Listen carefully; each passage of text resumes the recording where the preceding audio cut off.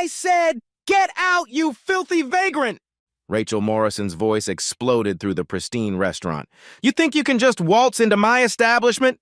She loomed over Darius Johnson like a predator, her face twisted with disgust. The 42-year-old black man remained seated, his calm demeanor only fueling her rage. Ma'am, I'm a paying customer. Paying? Rachel's laugh was venom. With what? Food stamps? She snatched coins from the table and hurled them at his face. Keep the change, boy. Buy yourself some decent clothes. Darius slowly collected coins from the spreading puddle. 12 diners gasped, phones rising like weapons. The kitchen staff watched in horror. Rachel's clipboard pressed against her chest. Armor for the righteous. Have you ever witnessed such blatant cruelty that justice felt like the only option? 2:49 p.m. 8 minutes until board meeting. The restaurant fell into that peculiar silence that follows a public humiliation. Darius dried his hands with deliberate care, each movement measured against the storm brewing around him. Rachel paced behind him like a caged animal, her authority intoxicated by the audience. Sir, the word dripped condescension. I need you to understand something about this establishment. She stepped closer, invading his personal space by exactly 18 inches. We serve a certain clientele here. Her voice rose 40% louder than necessary, a masterclass in public shaming. Air quotes framed the word sir like quotation marks around a lie. Perhaps you'd be more comfortable at that chicken joint down the street. More your speed. Jessica Martinez looked up from her corner booth, fork suspended halfway to her mouth. The 28-year-old influencer had 847,000 Instagram followers and a nose for viral content. Her thumb swiped to Instagram Live. Y'all are not going to believe what I'm witnessing right now at Meridian Bistro. The viewer count jumped from 1,200 to 3,400 in 60 seconds. Darius checked his phone discreetly. 2:52 p.m. Board meeting in 5 minutes. A text from his assistant glowed on the screen. Conference room ready. Investors arriving. Listen, friend. Rachel's tone could freeze water. I've been managing restaurants for 12 years. I know trouble when I see it. Her eyes swept his appearance with theatrical disgust. That cheap polyester sweater, those knockoff jeans. You're either here to cause problems or beg for handouts. She gestured toward other patrons. Look around. See anyone else dressed like they raided a thrift store? What Rachel didn't notice was the Patek Philippe watch on his wrist. $85,000 retail, worn with the casual indifference of generational wealth. Or the American Express Centurion card glimpsed briefly when he'd reached for his wallet. The first-class boarding pass from yesterday's flight to Atlanta still protruded from his back pocket. And certainly not the Hermes leather portfolio resting against his leg containing documents marked Johnson Restaurant Group, LLC. Michael! Rachel snapped her fingers at a server. Please escort this gentleman out. He's making our respectable guests uncomfortable. Michael, a college student working for tips, shifted nervously. Ma'am, I don't think... That wasn't a request. Rachel's voice could cut glass. Darius spoke quietly. I'd like to speak with the owner. Rachel's laugh echoed through the dining room. Honey, the owner doesn't deal with situations like this. That's what management is for. She tapped her name tag with mock pride. And management says you need to leave. Now. At table 7, an elderly couple whispered urgently. The woman clutched her purse tighter. At table 12, a young professional couple filmed discreetly, their phones angled to capture the confrontation. 3 businessmen at the bar exchanged smirks, one making a comment about knowing your place. In the kitchen, 2 cooks peered through the pass-through window, their faces etched with concern. Jessica's live stream exploded with comments. This is 2025 and this is still happening? Someone find out what restaurant this is. Boycott Meridian Bistro. Recording everything for evidence. The viewer count hit 8,400. Marcus Brooks, food blogger behind the Real Foodie Voice with 156,000 followers, walked through the front door for his scheduled 3 p.m. review. He immediately recognized the tension, his journalistic instincts kicking in. His phone started recording. Rachel sensed her moment slipping. The crowd was turning, phones multiplying like digital antibodies. She needed to end this quickly, decisively. You know what?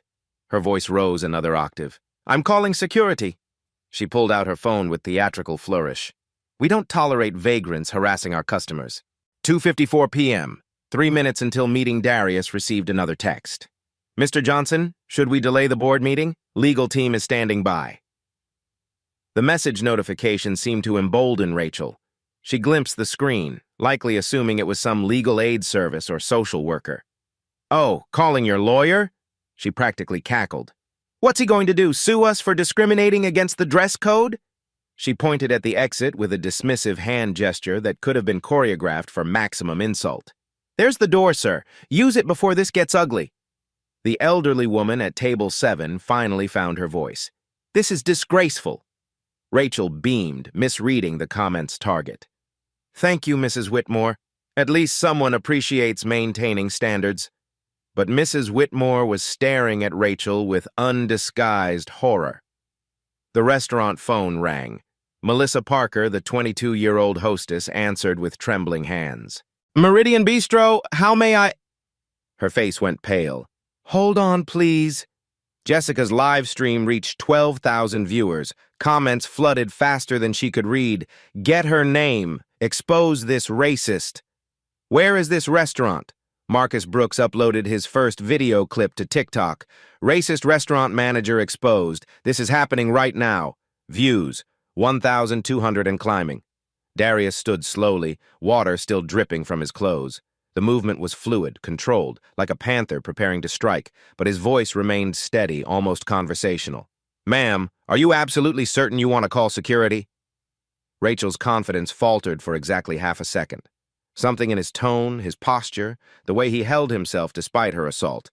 It didn't match her narrative, but she was too far in to retreat now. Dead certain, boy. 2:55 p.m., 2 minutes remaining. The restaurant's back office door swung open with the force of approaching cavalry. Derek Wilson emerged, his assistant manager badge catching the overhead lights like a shield. At 41, he carried himself with the swagger of someone who'd never been told no by anyone who mattered. Rachel, what's the situation here? His voice boomed across the dining room, designed to intimidate. Vagrant refused to leave, Rachel replied, her confidence restored by reinforcements. Claims he wants to speak to ownership. She said the last word like a punchline. Been harassing customers, demanding free food, typical sob story. Derek sized up Darius with the practiced eye of a bouncer. Simple clothes, wet from the spilled water, coins still scattered at his feet. The math was simple in Derek's world. Poor plus black plus persistent equaled trouble. Sir, you need to exit immediately or we'll call security. He pulled out his phone like a weapon. This is your final warning. We don't negotiate with freeloaders. Darius remained seated, his posture unchanged. I'm not freeloading, I'm a customer. Customer? Derek snorted. Customers pay their bills and leave tips. They don't sit around begging for handouts. He gestured at the scattered coins. What's next? Asking for our leftovers. 2:56 p.m., 1 minute remaining. The front door chimed and 2 security guards entered with the confidence of men who knew their purpose. Big Jim towered at 6'4" and 280 pounds. His private security uniform stretched tight across his chest. Tony, shorter but wiry, wore the casual clothes of an off-duty police officer moonlighting for extra cash. Is this the troublemaker? Big Jim's voice could move furniture. He's been harassing customers for 15 minutes, Rachel lied smoothly, her story evolving with each retelling. Demanding money, making threats, refusing to leave when asked politely. I never made any threats, Darius said quietly. That's what they all say, Tony chimed in, his police training evident in his aggressive stance. Look, buddy, you can walk out on your own 2 feet or we can help you. Your choice. Jessica's live stream peaked at 23,000 viewers. The comments became a waterfall of rage. Call the police on the real criminals. This is what systemic racism looks like. Someone docks this restaurant. Get his name so we can help him. #Meridian Bistro racism started trending locally within minutes. Screenshots flooded Twitter and Facebook.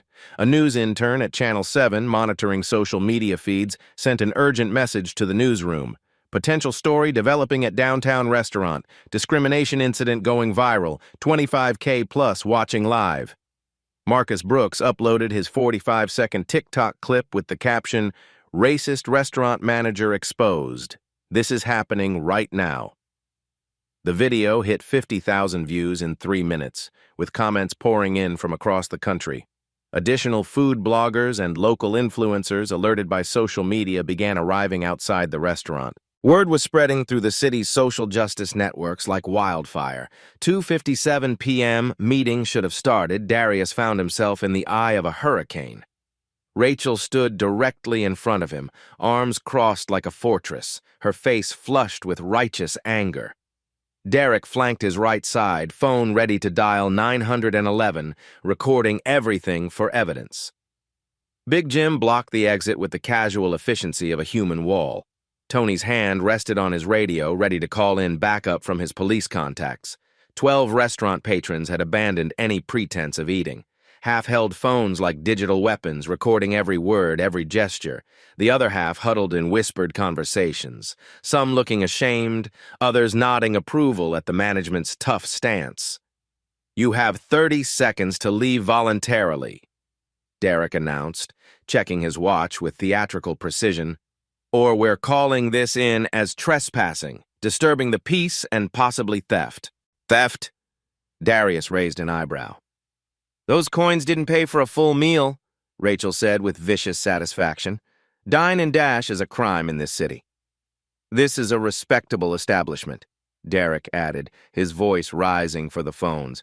"We serve senators, judges, business leaders, people who matter.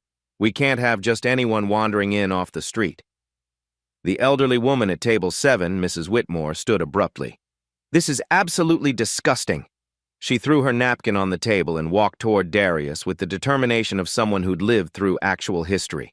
"Sir, I am so sorry. This is not who we are. This is not who America is supposed to be." Rachel spun on her like a weather vane in a hurricane. "Mrs. Whitmore, please return to your seat. We're handling this according to company policy." "Company policy?" The 70-year-old woman's voice could strip paint. "Your policy is to humiliate paying customers? To throw money at human beings like they're animals?" She pulled out her phone with arthritic but determined fingers. "I'm calling the Better Business Bureau, and the newspaper, and Channel 7, and anyone else who will listen." The tide was turning, and Rachel felt it like quicksand beneath her feet. More diners were standing, murmuring among themselves. The young professional couple at table 12 approached with their phones recording. "Excuse me," the woman said to Darius, her voice gentle but firm. "Are you all right? Do you need us to call someone? A lawyer? Family?" "He needs to call a taxi," Rachel snapped, but her voice cracked slightly. The authority was leaking out of her performance like air from a punctured tire. A businessman from the bar area shouted, "Just throw him out already! Some of us have real jobs to get back to." But his comment was drowned out by competing voices. "Leave him alone! This is disgusting! Someone call the real police! Get their names, all of them!"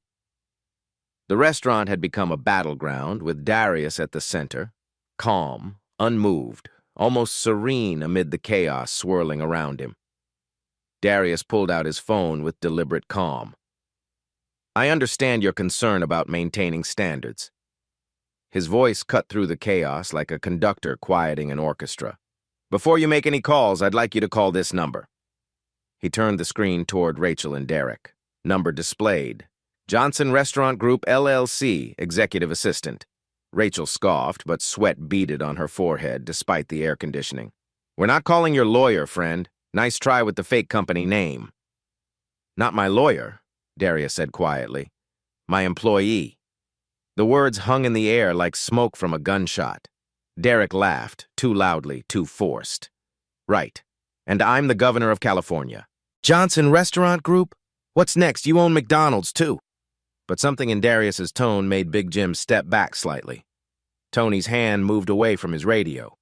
The man's calm was unnatural, unsettling. Most people facing this kind of pressure would be shouting, pleading, or backing down. Instead, Darius stood like a man holding all the cards. 2:58 p.m. His phone buzzed with another message. "Board members asking about delay, legal team standing by. Should we start without you?" The restaurant phone rang again. Melissa, the hostess, answered with shaking hands. "Meridian Bistro, how may I—" Her eyes widened. "Hold on." She covered the mouthpiece and called out, Rachel, there's a call for you. Says it's about the owner, something about Mr. Johnson. Rachel's irritation flared like a struck match. Not now, Melissa. Can't you see we're dealing with a situation? She says it's urgent. About Mr. Johnson and some kind of meeting that was supposed to start. The dining room fell silent except for the kitchen's mechanical hums and Jessica's whispered live stream commentary. The name hung in the air, common enough to be coincidental, specific enough to be unsettling. Derek forced another laugh, but his voice sounded hollow. Johnson? What a coincidence. Must be some other Johnson. Rachel's clipboard trembled almost imperceptibly in her hands. Tell whoever it is that we're busy. Management doesn't take random calls during business hours. 2:59 p.m. The silence stretched like a taut wire ready to snap. Jessica's live stream reached 31,000 viewers, the comments moving too fast to read. Marcus Brooks started his third TikTok video, sensing something monumental about to unfold. Darius calmly opened his Hermes portfolio, a detail everyone had overlooked in the chaos. The leather was butter soft, clearly expensive, but Rachel and Derek were too intoxicated by their own authority to notice. He extracted a single document and placed it face down on the nearest table. Rachel, Derek, I'd like you to look at this. His voice carried a new weight now, like a judge about to deliver a verdict. The restaurant held its collective breath. He flipped the document over. Meridian Bistro, Deed of Ownership Owner, Darius Johnson Johnson Restaurant Group, LLCA acquired, March 15, 2023. Rachel's clipboard clattered to the floor like a gavel dropping. The sound echoed through the stunned silence. Derek's mouth opened, but no words emerged. His phone slipped from nerveless fingers. Big Jim looked confused, his certainty evaporating like steam. He stepped backward instinctively. Tony reached for his radio, then stopped mid-motion, his police training warring with the impossible reality before him. I bought this restaurant 2 years ago, Darius said quietly, his voice cutting through the silence like a blade through silk. Today was supposed to be my first unannounced visit. The words hit the room like a physical force. At table 7, Mrs. Whitmore gasped audibly, her hand flying to her chest. At table 12, the young couple stopped filming, their phones forgotten as they stared in disbelief. At the bar, the three businessmen's smirks evaporated instantly, replaced by expressions of dawning horror. In the kitchen, heads disappeared from the pass-through window as staff scrambled to process what they'd just witnessed.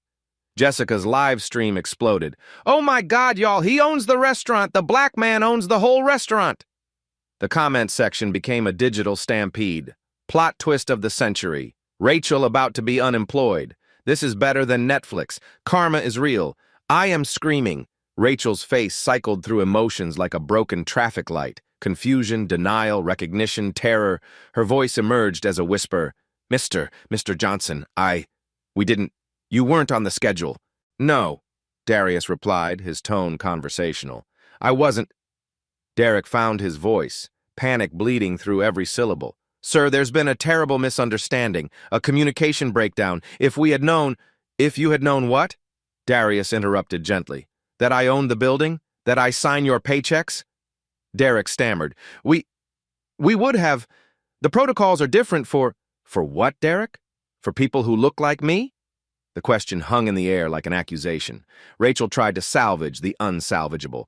Mr. Johnson, I was just protecting the restaurant's image. Standard operating procedures. You have to understand, we get all kinds of people. Her voice trailed off as she realized what she'd just said. All kinds of people, Darius repeated slowly. Like me.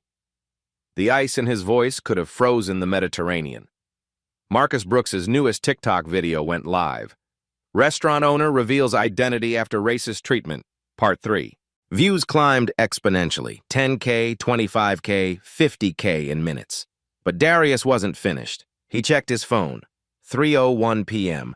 Board meeting officially late. Rachel, do you know what today's board meeting was about? She shook her head, unable to speak. We were voting on whether to keep current management or replace the entire team. He reached into his portfolio again and produced a second document.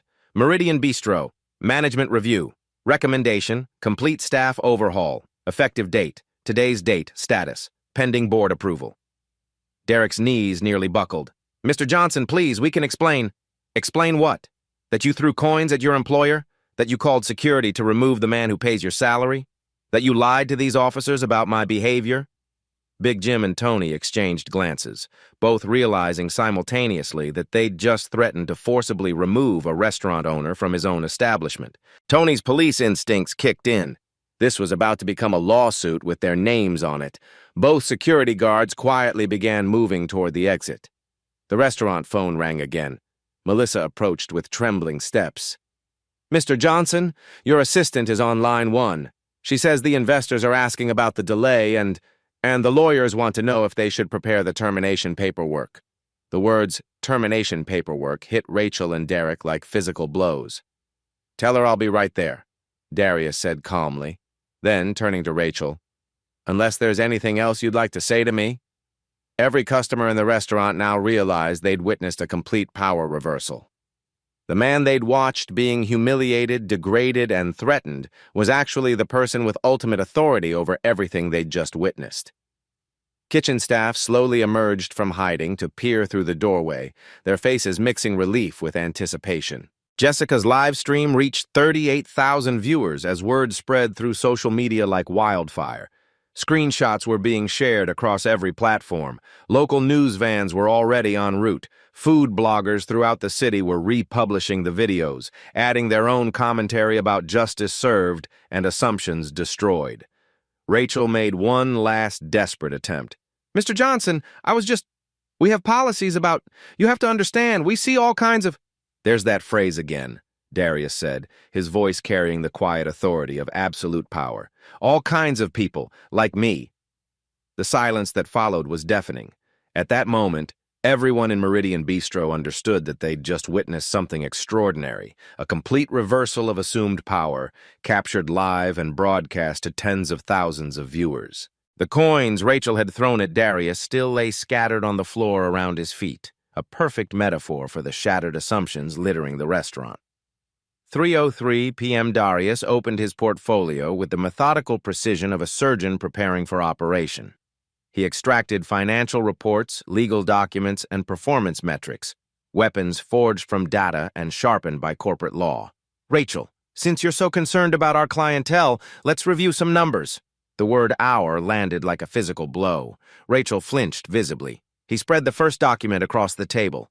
Meridian Bistro, quarterly financial report. Monthly gross revenue, $340,000. Annual revenue, $4.1 million. Profit margin, 23%. His finger traced the numbers with clinical detachment.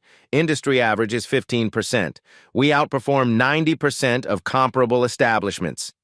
Derek swallowed hard, his Adam's apple bobbing like a fishing lure. Customer satisfaction, 4.2 out of 5 stars based on 628 reviews. Average ticket price, $47 per person. Return customer rate, 68%. Each statistic fell like a hammer blow. Those are exceptional numbers for this market segment. He looked directly at Derek. What percentage of our customers would you estimate are people of color? Derek's mouth moved soundlessly, like a fish drowning in air. I don't really track demographics. 37%, Darius said flatly. They generate 42% of our revenue. Our highest spending customers are African-American professionals earning over $150,000 annually, Latino business owners, and Asian entrepreneurs who regularly bring clients here for business dinners. He let that sink in before continuing. The certain clientele you've been protecting, Rachel, they actually spend less per visit and complain more about prices. Our diverse customer base supports higher menu prices without complaint because they recognize quality service. Or they did, until today. Rachel's face had gone the color of old paper. Darius produced another document, this one thick with legal language. Employee Handbook, Section 4, Discrimination Policy. Let me read you something you both signed when you were hired. His voice carried the authority of scripture being recited. Any employee engaging in discriminatory behavior based on race, ethnicity, religion, gender identity, sexual orientation, or economic appearance will face immediate termination and potential legal action. Johnson Restaurant Group maintains zero tolerance for discrimination in any form. He looked up. Do you remember signing this, Rachel? Yes, but I wasn't discriminating. Rachel's voice cracked like an adolescent boy's. I was just maintaining standards. Let's examine those standards. Darius pulled out his phone and opened a voice recording app. For the record, what did you mean when you told me I'd be more comfortable at the diner down the street? The question hung in the air like smoke from a fired gun. That wasn't, I meant. Rachel's stammering filled the silence. You referred to me as boy, a term with specific historical context when used by white people toward black men. You suggested I don't belong among your certain clientele. You physically threw money at me while calling me a filthy vagrant. You deliberately spilled water on me and laughed about it. Darius's voice never rose above conversational level, but each word carried the weight of an avalanche. All captured on live stream with 42,000 witnesses and climbing. He turned to Jessica, who sat frozen with her phone still broadcasting. Miss, you've been recording this interaction from the beginning? Yes, sir. Over 42,000 people watching live. It's been shared thousands of times already. Jessica's voice was barely a whisper. Would you mind sending that recording to our legal department for documentation purposes? Of course, Mr. Johnson. Should I end the stream now? Not yet. Transparency is important. Marcus Brooks stepped forward, his food blogger credentials now seeming inadequate for the magnitude of the story unfolding. I've got everything from multiple angles, posted to TikTok, Instagram, Twitter, and my blog. Combined views are approaching 800,000 across platforms. Local news stations are already calling me for the footage. Excellent. Documentation is crucial in discrimination cases. Darius pulled out his phone and made a call on speaker. The ringtone echoed through the silent restaurant. Johnson Restaurant Group Legal Department, this is Sandra. Sandra, it's Darius. I need you to review the Meridian situation immediately. Yes, sir, we've been monitoring social media. The incident is trending nationally now. Do we have comprehensive evidence? Video from multiple angles, audio recordings, 40,000 live witnesses, and documented policy violations. Both state and federal discrimination statutes apply. I'll prepare the standard termination documents and begin damage control protocols. Should I contact our crisis management firm? Not yet. Let's handle this internally first, but prepare for media inquiries. He ended the call and looked at Rachel and Derek with the expression of a man calculating profit margins. Derek found his voice, desperation bleeding through every syllable. Mr. Johnson, there's been a terrible misunderstanding. If we had known who you were... Stop. Darius held up his hand. That sentence tells me everything I need to know. If we had known who I was, so your behavior changes based on someone's perceived status? Derek's mouth opened and closed soundlessly. Let me be clear. I don't want respect because I own this restaurant. I want respect because I'm a human being. The fact that you can only offer apologies after learning my identity proves the discrimination was intentional. 3:05 p.m. Rachel, Derek, here are your options. Choose carefully. Your futures depend on it. He spoke with the calm precision of a surgeon explaining a terminal diagnosis. Option A, immediate resignation. Handwritten letter of apology to be published on our social media accounts and read at our next company-wide meeting. Forfeiture of final month's salary, $8,400 combined, to the local NAACP chapter. Signed non-disclosure agreement preventing you from discussing this incident publicly with specific clauses about social media posts. Rachel's clipboard trembled in her hands like a leaf in a hurricane. Option B, termination for cause, no severance pay, no positive references, legal action for violating company discrimination policy. Public statement on our website and social media detailing specific reasons for dismissal. Permanent ban from employment at any Johnson Restaurant Group property. Derek's face had gone gray as concrete. Option C. We can discuss this with corporate attorneys and see where workplace discrimination lawsuits typically settle these days. I should warn you, we have excellent lawyers and unlimited resources for litigation. He leaned back in his chair, completely relaxed. Some context for your decision. This establishment holds a $2.3 million liability insurance policy. Discrimination lawsuits in this city average $240,000 in settlements, but awards can reach 7 figures with video evidence this clear. The numbers hit Rachel like physical blows. Our legal team is Brennan, Caldwell & Associates, They specialize in employment law and have a 97% success rate. Last year, they secured a $1.8 million judgment against a hotel chain for similar discrimination. The name recognition was immediate. Brennan, Caldwell, and Associates were the sharks of employment litigation, the firm that had taken down 3 major corporations the previous year. Professional consequences, Darius continued conversationally. Restaurant industry networking is surprisingly small. Word travels fast about managers who create liability issues for their employers. Background checks for management positions are thorough these days. Google searches are forever. Rachel's breathing became shallow, rapid. Digital consequences? 45,000 people have now witnessed this interaction. Screenshots don't disappear. Search engines don't forget. Your names are already trending on multiple social media platforms. By tomorrow, this video will have millions of views. He pulled out another document. Johnson Restaurant Group, LLC. Corporate structure. This company owns 17 restaurants across 4 states: California, Nevada, Arizona, and Texas. Combined annual revenue, $73 million. We employ 1,200 people. Regional management conferences, industry trade shows, professional associations. Your behavior today affects my company's reputation in 4 major markets. Derek found his voice. Mr. Johnson, we had no idea. No idea of what? Does discrimination have consequences? Do your actions represent this company? That people of color might actually have power in corporate America? The questions hit like haymakers in a boxing match. I've been in this industry for 15 years. Started as a busboy, worked every position, earned my MBA from Wharton, built this company from nothing, and today, 2 of my own employees treated me like garbage based solely on my appearance. The personal revelation silenced the room completely. Darius stood and addressed the kitchen staff who had emerged to witness the confrontation. Anyone who witnessed this interaction, please know you're protected under our whistleblower policy. No retaliation for honest testimony about workplace discrimination. Your jobs are secure. He turned to Melissa, the hostess. Your professionalism during this situation has been noted positively in your personnel file. You'll receive a commendation and a raise, effective immediately.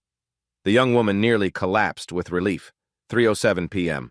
I'm waiting for your decision. You have 2 minutes. Rachel's voice emerged as a whisper.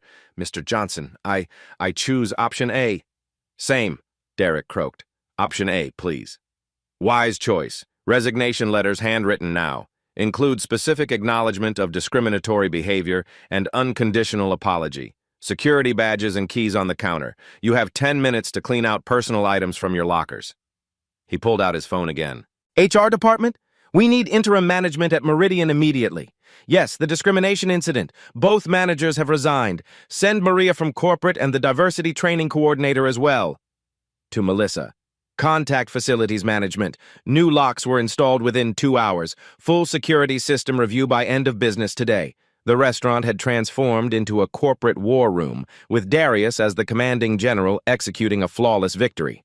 3:15 p.m., the walk of shame. The back office door opened with the finality of a coffin lid. Rachel emerged first, clutching a small cardboard box against her chest like armor that had already failed. Her resignation letter, 3 pages of handwritten apologies, crinkled in Darius's jacket pocket. She walked through the dining room she'd ruled just minutes before. 12 pairs of eyes followed her journey from authority to exile. The silence was absolute except for the soft scrape of her heels against marble floors where coins still glittered, evidence of her earlier performance.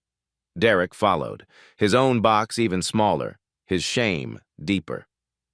The 30-foot walk to the exit stretched like a mile through enemy territory. Neither spoke. Neither looked up. The door closed behind them with a sound like thunder in the distance. Spontaneous applause erupted from table 7. Mrs. Whitmore stood slowly, her weathered hands clapping with deliberate rhythm. Others joined, the young professional couple, the businessmen at the bar, even kitchen staff emerging from behind the counter. The sound filled the restaurant like rain after drought. 3:18 p.m. Digital wildfire. Jessica ended her live stream with 49,000 viewers watching. Y'all, I have never seen anything like this. Justice served in real time. Her final highlights package would be shared 1,200 times within the hour. The numbers told their own story. *## Meridian Bistro Justice trending nationally within 90 minutes. Asterisk Marcus Brooks's TikTok series. 1.4 million views and climbing. Asterisk local news vans arriving in the parking lot. Asterisk restaurant phone ringing nonstop with reservation requests. But Darius barely noticed the digital celebration. He was focused on something more important, making sure this never happened again. 3:22 p.m. Immediate action. Maria Santos arrived from corporate headquarters with the efficiency of a crisis response team. As director of operations for Johnson Restaurant Group, she'd seen her share of emergencies, but nothing quite like this. "Legal is monitoring social media," she reported, settling into the booth across from Darius. "PR wants to capitalize on the positive response. The board is scheduling an emergency meeting to discuss company-wide policy changes." Darius barely looked up from the documents he was reviewing. "Good. But we're not waiting for board approval. Changes start today." He'd been in the restaurant business long enough to know that momentum dies quickly. The public's attention would move to the next viral video within days. Real change required immediate implementation while people were still paying attention. 3:25 p.m., the technology solution. Within 2 hours, Darius had authorized the development of something unprecedented in the hospitality industry. A real-time discrimination reporting system that would revolutionize customer service accountability. "Every table gets a QR code with their receipt," he explained to the IT specialist who'd arrived from headquarters. "Customers can report incidents anonymously, upload photos or videos, and track resolution in real time." The app would include features that seemed like science fiction but were entirely possible. Asterisk GPS tracking showing exact restaurant location. Asterisk automatic escalation to ownership for bias reports. Asterisk corporate notification within 30 seconds of any complaint. Asterisk public dashboard showing response times and resolution rates. Asterisk integration with social media monitoring for sentiment analysis. If someone experiences what I experienced today, they'll have instant recourse. No more suffering in silence. 3:30 p.m. Emergency staff meeting. Darius gathered the remaining 15 employees in the main dining room. Servers, kitchen staff, hosts, bartenders, everyone who'd witnessed the morning's events and would shape the restaurant's future. "What happened today wasn't random," he began, his voice carrying the weight of experience earned through decades in the industry. "It was the result of systems that allowed discrimination to flourish in darkness." He looked around the circle of faces, young and old, representing half a dozen ethnicities and 3 generations of immigration stories. "I could have immediately revealed who I was, but then we would have learned nothing about what really happens when management thinks nobody important is watching. And that's the problem. Every customer is important." Carlos, the head chef who'd worked at Meridian for 8 years, raised a calloused hand.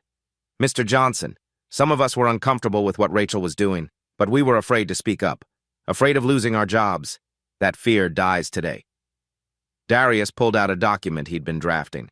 "New company policy. Any employee witnessing discriminatory behavior has not just the right, but the obligation to intervene. You'll be protected, supported, and rewarded for doing what's right." The policy included provisions that would become industry standard. Asterisk anonymous reporting hotline, monitored 24 hours daily. Asterisk legal defense fund for employees facing retaliation. Asterisk bonuses for staff who successfully intervene in discrimination incidents. Asterisk immediate investigation protocols with results published within 48 hours. 3:45 p.m. Community partnership. "We're not just changing internal policies," Darius continued. "We're changing how this restaurant relates to the community it serves." He outlined initiatives that would transform Meridian from a simple dining establishment into a community cornerstone. Every second Tuesday would feature free dinners for local civil rights organizations.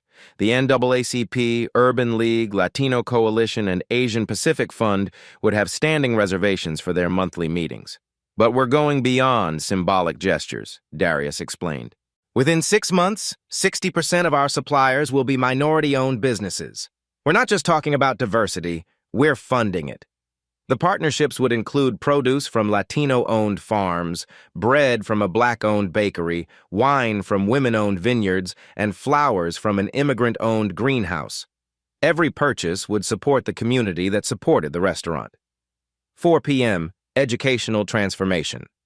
This restaurant becomes a living classroom, Darius announced. Business schools will study our transformation. Hospitality students will intern here. We're not just serving food, we're serving change. Stanford Business School had already requested permission to develop a case study. 3 universities wanted to establish internship programs. A documentary crew was seeking access for a year-long project tracking the restaurant's evolution. Education prevents repetition, Darius explained. If our experience helps train the next generation of managers, then today's humiliation serves tomorrow's justice. 4:15 p.m. Staff Empowerment.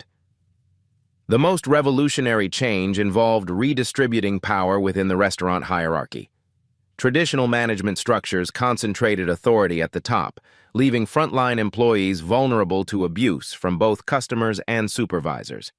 Every employee can now override discriminatory decisions, Darius announced. If you see bias, you have authority to address it immediately. If you experience harassment, you have direct access to me, not through managers, not through HR, directly to ownership. He handed out business cards with his personal cell phone number. This line is monitored 10 minutes a day, 7 days a week. Use it when you need it. The psychological impact was immediate. Servers stood straighter. Kitchen staff made eye contact. The entire atmosphere shifted from fearful compliance to confident collaboration. 4:20 p.m. Physical environment changes. While policies address systemic issues, Darius understood that environment shaped behavior. Within 1 week, Meridian would undergo a complete cultural makeover. Artwork from local Black, Latino, and Asian artists would replace generic restaurant decor. The music playlist, curated by staff, would represent 12 different cultural traditions. A community bulletin board would showcase neighborhood minority-owned businesses. All are welcome signs would appear in English, Spanish, Mandarin, and American Sign Language, not as political statements but as business commitments to accessibility and inclusion. 4:25 p.m. Measuring success, traditional restaurant metrics focused exclusively on financial performance. Revenue, profit margins, customer satisfaction scores. Darius implemented additional measurements that would track dignity alongside dollars. Staff retention rates by ethnicity and gender. Incident report resolution times. Community partnership engagement levels. Social media sentiment analysis. Supplier diversity percentages. What gets measured gets managed, he explained. If we only track money, we only value money. But if we track respect, inclusion, and community impact, we create value that transcends profit. 4:30 p.m. Immediate results. The transformation's impact was measurable within hours. The restaurant's social media accounts gained 400 new followers. Local news stations requested interviews. Reservation calls increased by 60%, with callers specifically mentioning the Justice video. More importantly, 3 hospitality professionals submitted job applications wanting to work somewhere that stands for something. 2 local restaurants called asking about implementing similar policies. A hospitality trade magazine requested an interview about revolutionary management practices. Mrs. Whitmore approached as Darius reviewed the afternoon's developments. "Young man, I've been dining in this city for 70 years, she said, her voice carrying the authority of lived experience. I've never seen anything like what you accomplished today. Not just justice, education. You turned hatred into hope." She leaned closer, lowering her voice conspiratorially. "I'm bringing my bridge club next week. 12 women with serious spending power and even more serious opinions about how businesses should treat people." 4:35 p.m. Looking forward. As evening approached, Darius surveyed the transformed restaurant. The same physical space that had witnessed his humiliation now hummed with new energy. Diverse staff served diverse customers with genuine enthusiasm rather than fearful compliance. The coins from Rachel's assault had been collected and donated to the local Civil Rights Museum. In their place lay something more valuable, a business model where respect wasn't just policy, it was profit. The phone continued ringing with reservation requests. Social media mentions remained overwhelmingly positive, but the real victory was smaller and larger simultaneously. A teenage server confidently explaining menu options to elderly customers, kitchen staff joking freely with the front-of-house team, and an atmosphere where everyone, regardless of appearance or accent, felt genuinely welcome. Change had arrived at Meridian Bistro not through corporate mandate or legal requirement, but through the simple recognition that treating people with dignity was both morally right and economically smart. Tomorrow will bring new challenges. But tonight, justice prevailed. 1 week later, the transformation. Darius sat in booth 7, the same spot where Mrs. Whitmore had first stood up for him. Afternoon sunlight streamed through windows that had witnessed a moment of injustice transform into lasting change. The table held fresh orchids, a gift from the Korean Business Association, one of 12 community groups now partnering with Meridian. The lunch rush buzzed around him. Mixed conversations in English, Spanish, and Mandarin created a symphony of inclusion. Behind the bar, Maria Santos, the teenager who'd been too scared to speak up before, confidently trained 2 new hires on the restaurant's anti-discrimination protocols. "People keep asking why I didn't immediately reveal who I was," Darius said to the Chronicle reporter, adjusting her recording device. "The answer reveals everything about how change really works." He gestured toward the dining room where a black tech executive shared lunch with her elderly white mother, while at the next table, a Latino construction crew celebrated a completed project alongside their Asian American client. You can't fix what you can't see. Rachel and Derek weren't monsters. They were products of systems that taught them to judge worth by appearance. If I'd flashed my ownership papers immediately, they would have changed their behavior without changing their thinking. The reporter leaned forward. But surely you could have avoided the humiliation. Humiliation builds character when it leads to transformation. What happened to me happens to thousands of people every day. They just don't own the building. My privilege came with responsibility to use that moment for something bigger than personal satisfaction. The numbers tell the story. 6 months later, the results spoke louder than any speech. Meridian Bistro's revenue had grown 31%. Staff turnover dropped to 8%, the lowest in the company's history. Customer satisfaction scores reached 4.8 out of 5, with comments consistently praising the welcoming atmosphere and authentic respect for all customers.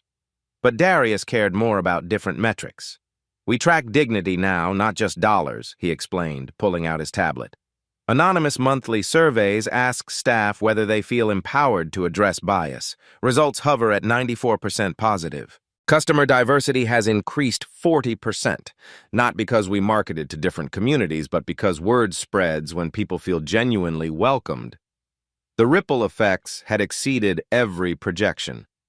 27 other restaurants adopted the Meridian model within 6 months. Johnson Restaurant Group received 847 job applications from hospitality professionals wanting to work somewhere with real values. Personal roots, universal principles. "My father drove city buses in Detroit for 32 years, Darius continued, his voice softening with memory. William Johnson never missed a shift, never complained about passengers who looked through him like furniture. My mother Dorothy cleaned office buildings until midnight, invisible to executives who couldn't be bothered to learn her name." He paused, watching a young black server confidently explain menu options to a family of tourists. "They taught me respect isn't earned through wealth or power. It's owed to every human being breathing. What happened here wasn't about revenge. It was about creating the workplace my parents deserved but never had. The personal had become universal. Harvard Business School now taught the Meridian method in their leadership curriculum. The restaurant received visits from managers across the hospitality industry, studying how respect translates directly to profit." Beyond the building. The transformation extended throughout the neighborhood. 8 new minority-owned businesses had opened within 3 blocks. Property values increased 18%, but longtime residents benefited through a community land trust Darius helped establish. "Change spreads like ripples in water," he observed, watching pedestrians flow past windows. "When one business commits to dignity, others follow. When customers experience real inclusion, they demand it everywhere."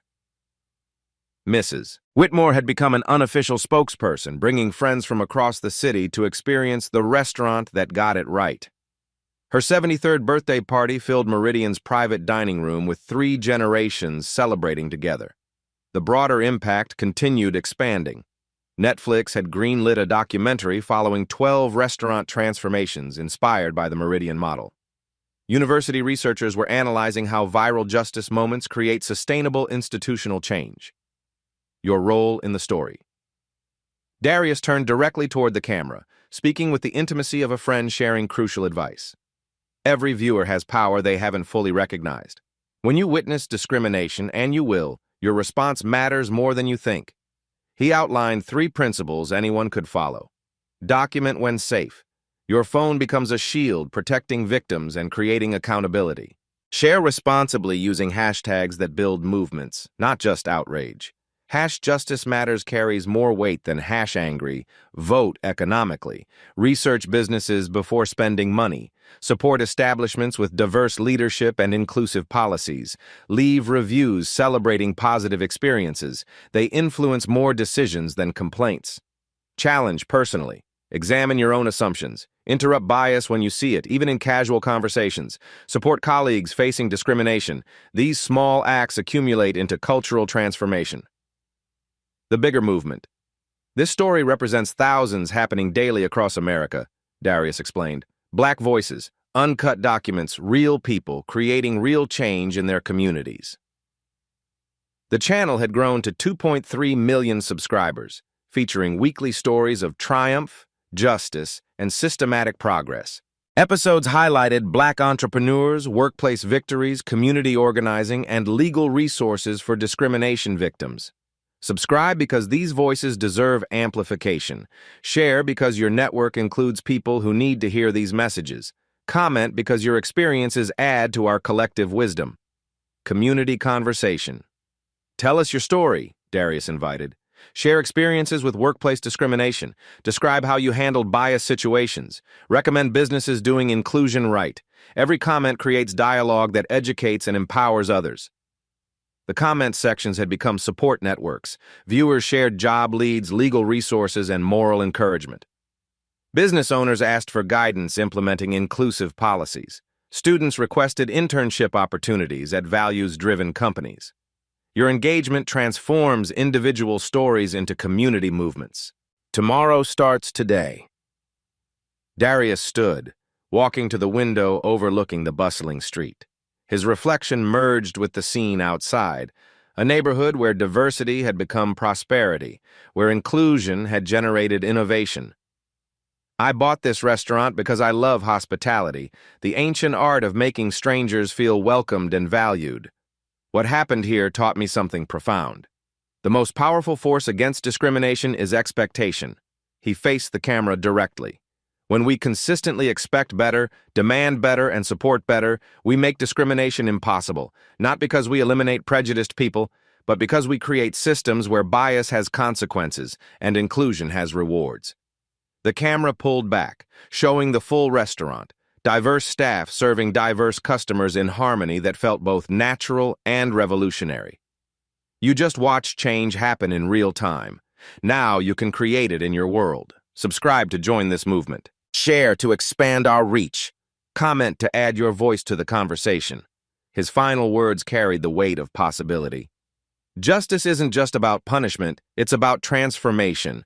And transformation starts with ordinary people doing extraordinary things in ordinary moments. Like choosing respect over assumptions, like expecting dignity for everyone, like believing change is possible, and acting like it's inevitable. Tomorrow's world depends on today's choices. What will you choose? Subscribe to Black Voices Uncut, where every story changes everything. At Black Voices Uncut, we don't polish away the pain or water down the message. We tell it like it is because the truth deserves nothing less. If today's story spoke to you, click like, join the conversation in the comments, and subscribe so you'll be here for the next Uncut Voice.